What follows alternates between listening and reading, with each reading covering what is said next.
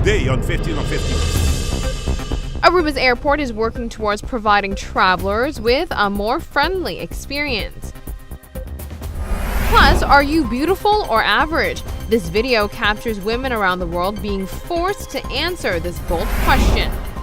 And we discuss how right-handed vehicles makes the roads more dangerous, especially for tourist drivers.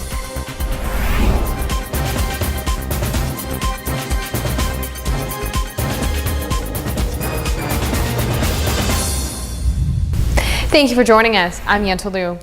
Aruba's airport has undergone many changes already, but as the facility continues to be profitable, further investments are being made in different areas to improve travelers' experience.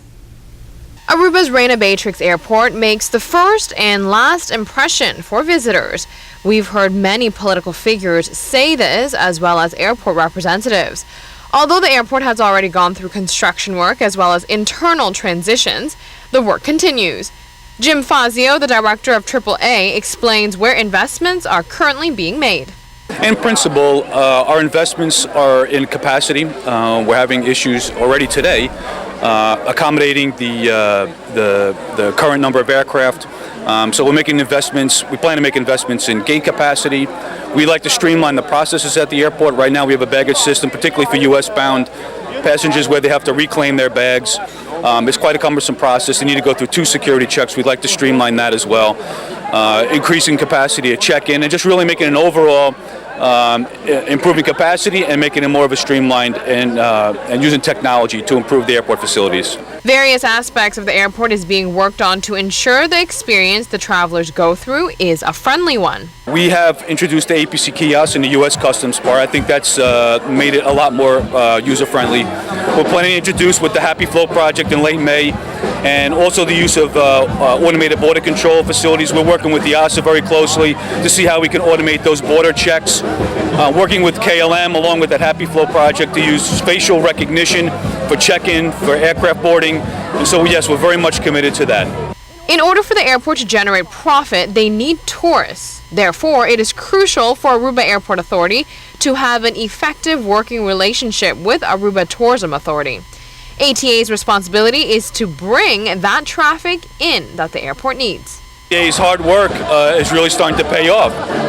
They've done a great job. As the airport, we're here to just facilitate and make sure that we can keep pace with the tourism traffic. And ATA is doing an outstanding job, and we look forward to staying in lockstep with them and being good partners with them for the future. Visitors and locals alike can expect an even friendlier travel experience at Aruba's airport in the near future. The first quarter of the year is officially over. With concrete numbers in hand, tourism stakeholders are able to gauge how 2014 was compared to this year so far. Peter DeHoop from Red Hill Sports says in order for Aruba to grow and succeed in tourism, the island needs to remain competitive. According to him, service is key. In 2014 we did really well, even though it's challenging. We're not the only destination in the Caribbean or in the world, so we have to compete with high level quality destinations elsewhere, nearby as well. So to stay at the highest level, you got to make sure you're focused, you're dedicated to give service with a caring heart. That makes people return to the island. Moving forward, the Department of Health has altered its green card policy for food handlers for the time being.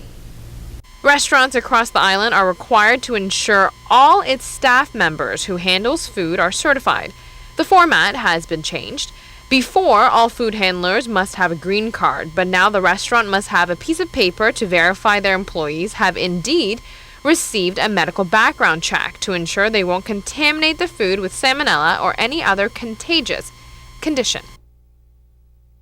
Once the budget for the Department of Health has been approved, identification cards will be issued for food handlers on the island. These cards will have to be renewed annually. We will be right back. Stay with us. After the break, watch women decide whether they are beautiful or average. It's a tougher choice than you may think.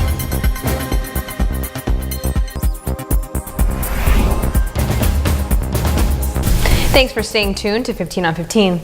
Ladies, are you beautiful or average? It may be easy for you to answer that question under your breath right now as you watch the show, but what if you were presented with a choice in public? When going about their everyday business, women across the world from Shanghai to London and San Francisco, they were asked to make this decision. Take a look.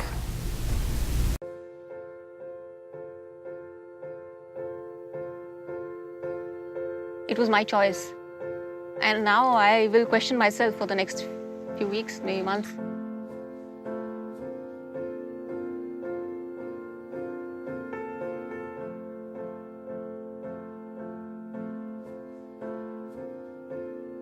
We had an option of 2 pathways to walk, and they led to 2 doorways.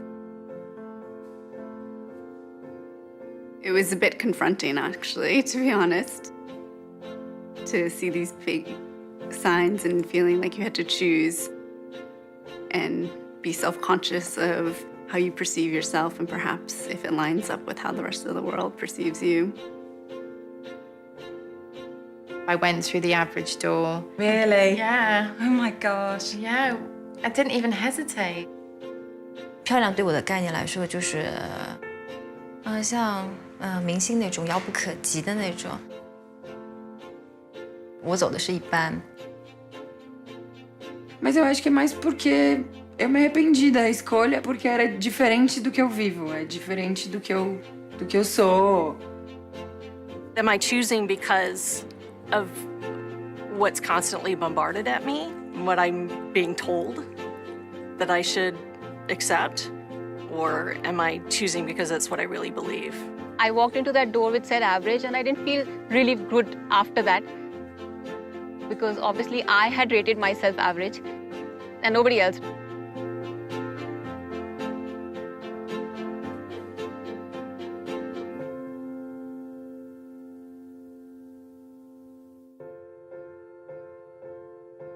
Todos os dias eu passo pela porta comum e ontem foi um dia único e eu optei por passar pelo bonita.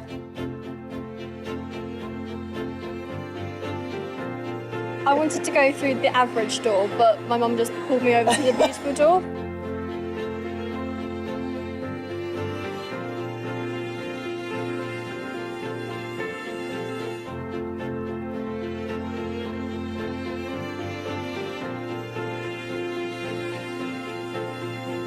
It was quite a triumphant feeling. It was like telling the world, I think I'm beautiful. I just wish more young women realized it. 要是再给我一次机会走那扇门的话，我觉得我应该会选很美的扇门。I think I would walk through the beautiful door. Acho que a porta bonita tá completamente aberta para mim. Maybe I could walk in that door. You can. Next time I look into the mirror, I will see somebody really beautiful looking back at me. Beautiful is a great word. So why not see what's on the other side of that?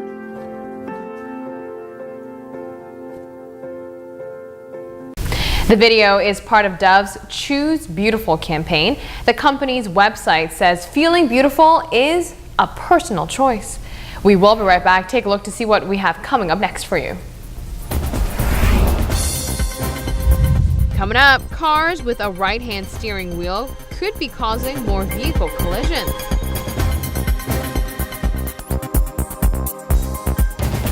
It can be a nerve-wracking experience for visitors who decide to rent a car to get the full Aruba experience.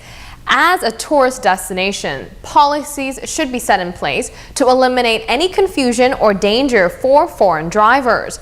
One of the policies that should be looked at is allowing right-handed vehicles to be a part of the island's traffic. The perspective of Aruba's Hotel and Tourism Association regarding vehicles with a right-handed steering wheel is simple.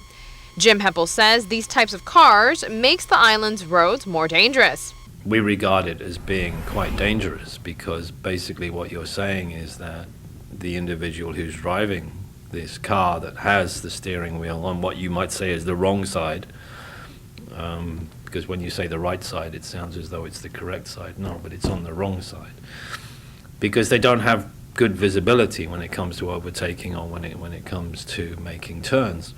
Jim of Ahata explains how right-handed cars negatively impacts tourism.